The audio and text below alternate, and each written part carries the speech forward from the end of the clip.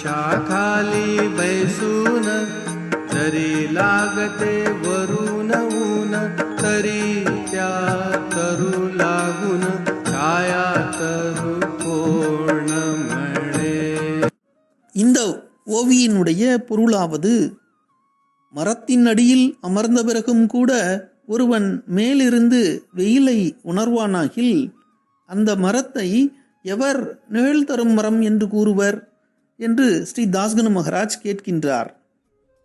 ஏற்கனவே 88வது ஓவியில் அழுக்கு துணி சேர்ந்தால் கோதாவரிக்கே இழுக்கு என்று நிந்தாஸ்துதி பாடிய தாஸ்கனு மகராஜ் இந்த ஓவியில் மரத்தடியில் வெயிலை உணர்ந்தால் அம்மரத்தை நிழல் தரும் மரம் என்று எவர் கூறுவார் என்று நிந்தாஸ்துதியிலேயே பாடி அருளியுள்ளார்.